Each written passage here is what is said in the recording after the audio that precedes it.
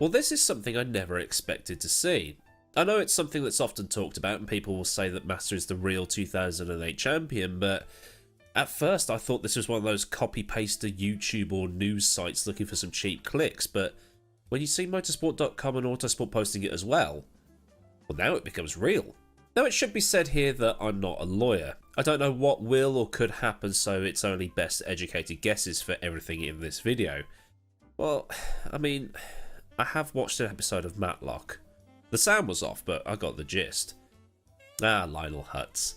Except his name isn't Lionel Hutz anymore, it's Miguel Sanchez or Dr. Nguyen van Fock.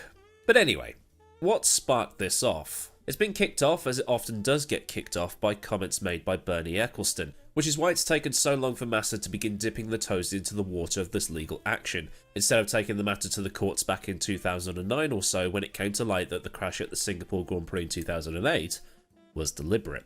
So just as a reminder of what happened, Nelson Piquet Jr. deliberately crashed his car on the exit of turn 17, a place he'd somehow managed to spin the car on the formation lap.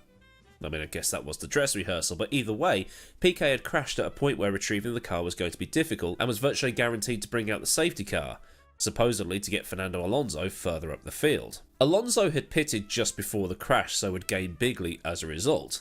And as a note here, safety car rules in 2008 meant that cars could only pit when the field was formed fully behind the safety car, not like today when they can pit as soon as the safety car boards are shown. Ferrari pitted Massa in the safety car period from the lead, and in the rush to get him out, he drove off with the fuel hose still attached. I don't remember many more specifics from this time, but I think part of it had to do with the new traffic light system Ferrari had in place to get rid of the Lollipop Man. It went green before it should have done, and Massa went on instinct, but I'm sure there's people that will clarify that in the comments. But as it all went down, Massa finished out of the points while Alonso won. Hamilton, who was fighting Massa for the championship, came third behind Alonso and Rosberg. So things went as we know they happened. The season goes to the wire at Brazil, Martin Brundle shouts "Is that Glock?", David Croft on BBC 5 Live completely misses the moment, Hamilton is world champion, and Massa takes the loss like an absolute boss. But then 2009 rolls round. In the August of 2009, Piquet Jr. is sacked from Renault, and Brazilian TV says that Piquet was ordered to crash by Renault management. The FIA investigates this immediately, and Piquet tells the FIA everything he knows. Alonso said he knew nothing, while Piquet thinks Alonso knew because the pit strategy he was on was completely nonsensical. Renault then responded with a lawsuit for false allegations, but on the 16th of September 2009, Flavio Briatore and Pat Symonds left the team. Now, according to Autosport, at the time Massa had said that the results of the 2008 Singapore Grand Prix needed to be voided because of the race fixing that had taken place. But the problem is here, as we found out following Abu Dhabi, is that when the trophies are handed out at the end of the season, there's nothing that can be done. Better luck next year and all that. Plus, Massa had his head injury, so that might have stopped him from getting involved in anything to do with voiding that result. The FIA also found no evidence that anyone beyond Piquet, Symonds and Briatore knew about this alternative L plan, and didn't see any reason to change the result there either. But the comments made by Bernie recently have brought it all up again, because Bernie's interview with F1 Insider basically reads as, "Yeah, we knew it was dodgy the second we saw it." Bernie said, "We decided not to do anything for now. We wanted to protect the sport and save it from a huge scandal. That's why I used angelic tongues to persuade my former driver Nelson Piquet, who won the title for Brabham when Bernie owned it, to keep calm for the time being." He later added, "We had enough information in time to investigate the matter. According to the statutes, we should have cancelled the race in Singapore under these conditions. That means it would never have happened for the championship standings. Massa would have been champion and not Hamilton." He closed by saying Massa was cheated out of the championship, that Hamilton got lucky and Schumacher is still the only 7-time champion. I mean, okay, he's entitled to his opinion, but I'm sure there's going to be people quick to mention Damon in 1994.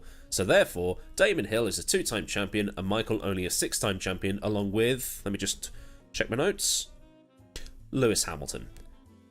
So can you see how deep this rabbit hole now goes? Massa knows that his chances are slim at getting an answer. He says he's not doing this for financial compensation, more for answers, as well as acknowledging that it's been 15 years and statutes and limitations and stuff like that can expire. It's why, despite him freely admitting that he stole that famous top hat, Slash can't be arrested for shoplifting.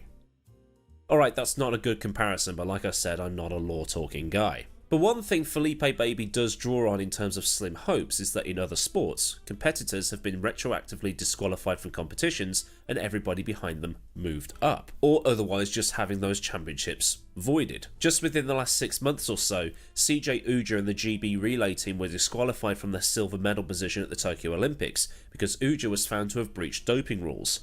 There's also all the Russians that were caught doping during the 2012 Olympics in London that were then stripped of their medals. There's also the United States 4x100 relay team disqualified from the London Olympic silver because of Tyson Gay, and probably the most famous case of retroactive disqualification and stripping of titles, Lance Armstrong.